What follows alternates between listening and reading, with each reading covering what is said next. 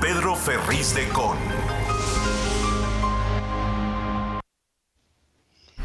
Veamos cómo están las cosas Es viernes, hoy por la mañana. Vamos a empezar por eso, ¿no? Es agradablemente viernes, pero bueno, también es tiempo de tocar algunos temas importantes. Y me llama mucho la atención, antes que nada, la salida de Gabriel García, ¿no? Gabriel García, ahora que regresa a ser senador de la República, y que fue el súper, mega, hiper, ultra delegado de Andrés Manuel López Obrador. En la dispersión de los recursos. Encargado de los programas sociales. Entonces, hay muchos pendientes que el señor Gabriel García tiene con nosotros y que tiene con los mexicanos. Digo, ¿quién es este señor García, no? Entonces, dar un poquito de trasfondo. Gabriel García deja esta coordinación de programas para el desarrollo para regresar a su curul en el Senado. Pero es un hombre que lleva trabajando con Andrés Manuel López Obrador bastante tiempo. Ha sido colaborador del presidente desde el año 2000. Estuvo en la dirección de adquisiciones de la Oficialía Mayor del Gobierno de la Ciudad de México.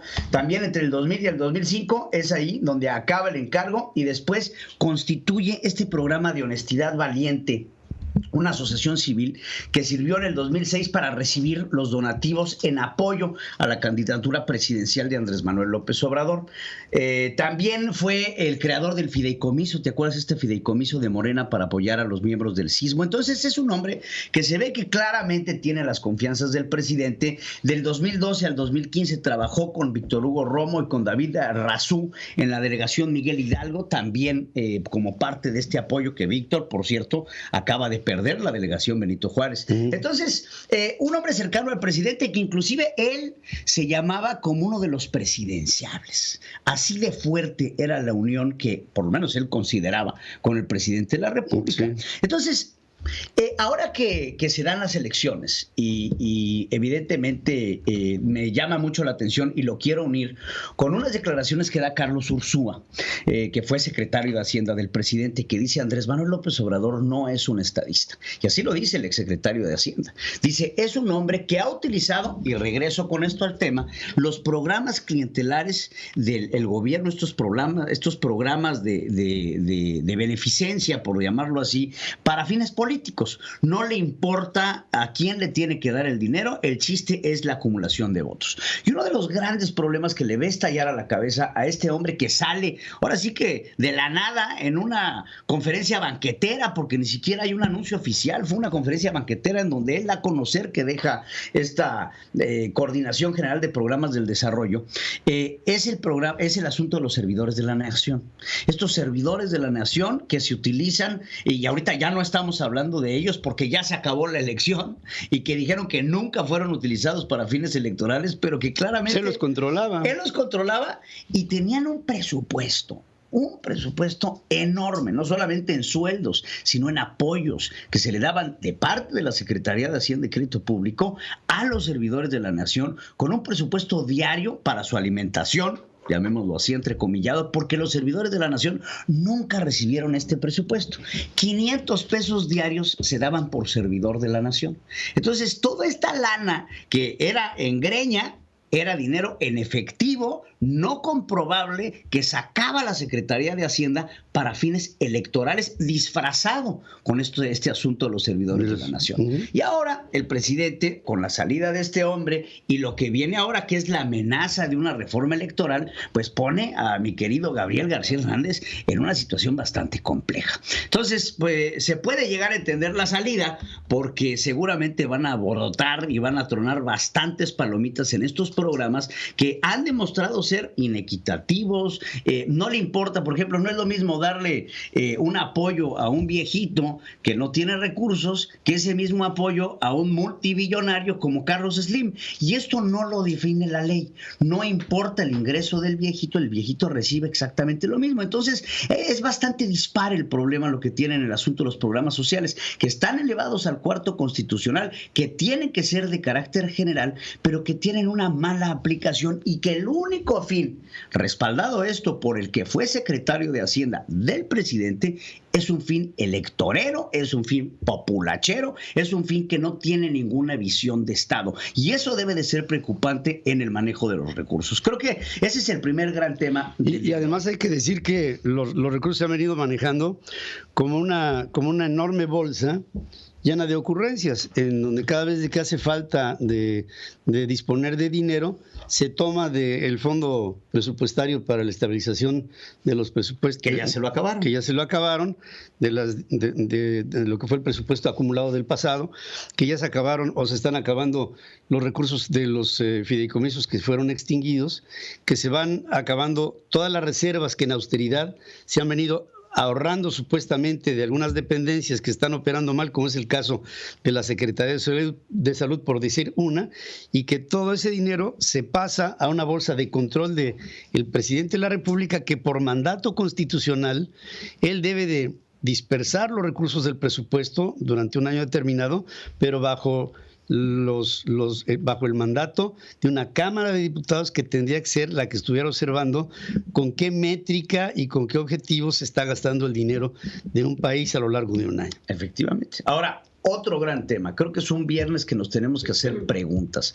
Hace unos minutos el presidente de la República, y lo cito porque aquí lo escribí, dice: para mí es imposible que me digan incongruente, porque mido mis palabras y no digo nada que no pueda cumplir. Entonces, pues me di a la tarea de hacerle una listita rápida, así, en lo que estaba escuchando las cosas, de todo cómo mide las palabras el señor presidente. Y lo primero que tenemos que preguntar, señor presidente, ¿en dónde está la vacuna patria? Esta vacuna que tanto nos ha prometido, que dijeron que era de desarrollo mexicano y que después acabaron diciendo que se estaba desarrollando en los Estados Unidos, y que entre dimes y diretes no tenemos absolutamente nada. ¿Qué tenemos? Un gasto. Ayer Marcelo Ebrard estaba presumiendo que la vacuna patria llegaría a ser también obsequiada por México a países centroamericanos. Fíjate. Cuando estuviera lista. Sí, pues por ahí del 2045. Porque no hay un desarrollo sobre la vacuna patria, pero sí hemos hecho un gasto importante sobre la vacuna patria. Ahora, ¿en dónde están las medicinas oncológicas? Porque el presidente mide mucho sus palabras, él lo dijo. Entonces, estas medicinas que tanto ha prometido, que ya se compraron, que ya llegaron, que las mafias del poder, que las farmacéuticas, que los gobiernos neoliberales, pero hoy por hoy tú vas a una farmacia del Instituto Mexicano del Seguro Social, inclusive ya estamos llegando al grado de que vas a una farmacia privada y no hay medicamentos. Todo esto provocado por este rompimiento tajante que hace Andrés Manuel López Obrador con las farmacéuticas, alegando los contratos amañados y alegando la corrupción. Y ahorita México no tiene medicinas. Unas medicinas que están costando la vida de muchísimos mexicanos. No estoy hablando del tema del COVID, estoy hablando de la vida de muchos otros mexicanos que por problemas de cáncer, problemas de VIH, ¿dónde quedó el fideicomiso de enfermedades catastróficas? Y estas enfermedades catastróficas que tenían un fideicomiso justamente estaban destinadas para apoyar a los mexicanos que sufrían enfermedades de larga duración. ¿En dónde quedaron los medicamentos? ¿En dónde están las pruebas nuevamente de estos fideicomisos? Han pasado 280 días desde que el presidente nos dijo que nos iba a presentar un informe detallado en la conferencia mañanera, en donde nos iban a explicar por qué se extinguieron los fideicomisos. No tenemos absolutamente nada. ¿En dónde están los contratos de las vacunas y las más de 15 millones de vacunas que tenemos en México y que no hemos aplicado, a decir de la presidencia de la República? ¿En dónde están las pipas de Marcelo Ebrard? Y te voy a poner un tema que al parecer ya se nos olvidó. ¿Dónde está Saúl Huerta? El violador diputado que se quería reelegir, que abusó de 2 menores, que lo agarraron en un hotel. ¿Dónde quedó Saúl Huerta, en donde en este teje-maneje de las elecciones decidieron esconderlo abajo de la mesa porque ya tenían un problema con las presuntas acusaciones de Félix Salgado Macedonio? Y ahora Saúl Huerta goza total impunidad, aunque ya está a punto de acabarse su labor legislativa. ¿En dónde está Morena, el partido político, a salir a decir: aquí les entregamos a Saúl Huerta para poder hacer con la justicia lo que se tiene que hacer con 2 menores de edad que lo han acusado de violación? Es increíble. Entonces, pues creo que ese es otro gran tema, ¿no? Vamos a medir las palabras del presidente y decir en dónde está su responsabilidad. Sí. Y para colofón de viernes. No, y además, fíjate, hay otras. Por ejemplo, cuando se da en el 2019 su tercer informe de gobierno. Bueno, 18º. Bueno, en realidad tendría que haber sido el primero tendría que haber sido el 1 de septiembre del 2019. Sí, sí, pero bueno, ahí cuando ese día fue su tercero. Y ahí dijo que el huachicol había desaparecido en un 96%, hasta se dio el lujo de decir el porcentaje, que solamente quedaba el 4% de la actividad de huachicol en México. Hoy por hoy, la actividad de huachicol no solamente se ha diversificado, sino que es mayor que cuando empezó su administración. Sí, y el narcotráfico, que creo que es el tema del viernes de hoy para acabar de rematar el asunto.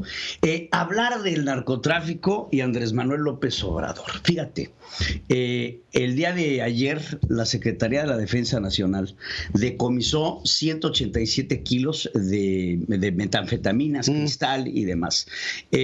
Lo decomisan en un camión que traía un logotipo de Morena. Y entonces cuando da a conocer la noticia, el ejército mexicano, le editan la foto al camión para que el logo de Morena no esté. Y le quitan el letrero. ¿Qué mayor vínculo con el narco? Vamos, saludo a la mamá del Chapo, la liberación de Ovidio, el claro nexo. Bueno, Silvano Aureoles lo está diciendo, ¿no? Lo que está sucediendo en Michoacán. Por todos los lados tenemos este fin de la guerra en contra de los narcotraficantes. El candidato Andrés Manuel López Obrador que le ponía sobre la mesa una impunidad a los narcotraficantes al decirles que ya no se le iba a perseguir. La felicitación del presidente el día de las elecciones, olvídate a los demás, al crimen organizado, porque a decir de él se portaron bien. Entonces, el conflicto que empezamos a ver hoy por hoy en México en un tema de narcoestado y de narcogobierno comienza a ser una plática muy peligrosa cuando tienes la marina, las aduanas, todo controlado por el ejército, y el ejército, hay que respetar mucho a los miembros del ejército, pero también nos tenemos que dar cuenta que dentro de la historia del narcotráfico en nuestro país, el ejército ha jugado un papel fundamental. Y no estoy hablando ahorita, si quieres, de Andrés Manuel López Obrador. Podemos hablar de la relación que tenía el Señor de los Cielos, por ejemplo, con algunos generales del ejército, y el mismo Chapo Guzmán, los pagos que se tienen que dar al ejército mexicano para que el narcotráfico pueda seguir sus rutas. Y esta excesiva permisividad que se está dando hoy por hoy con el gobierno de Andrés Manuel López Obrador para no atacar a los narcotraficantes, habla de una correlación. Silvano Aureoles lo decía en la entrevista que le hiciste ayer y lo ha estado diciendo reiteradamente, cómo el narcotráfico pagaba por llenar boletas en Michoacán para votar a favor de Morena. Ahora, el presidente dice que presenten las pruebas, pero ¿cómo un hombre que no presenta pruebas de nada de lo que acusa y acusa todos los días tiene la cara dura para voltearse con alguien más a decir: preséntame las pruebas, y después hacer una sección de quién es quién de las mentiras? Bueno, pues sí. Bueno, va a llegar un momento en donde no importa lo que piensas, lo que crees o lo que ignoras, lo único que importa es lo que haces. Exacto. Y aquí lo que o haces, lo que no haces.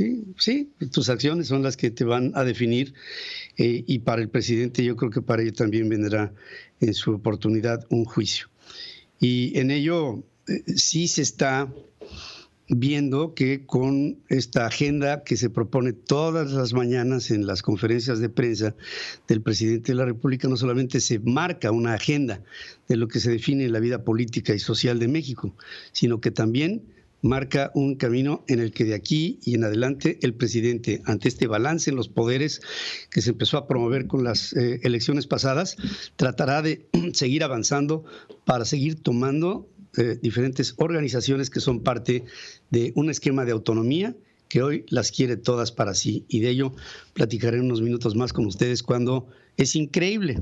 Ahora va el Instituto Nacional Electoral. Lo veremos después de esta pausa. Mijo, gracias. Muchas gracias a todos ustedes y pasemos un bonito viernes. Gracias, y gracias a Pedro Ferriz Híjar por todo este comentario que nos habla del estado de cosas en el país a nivel político.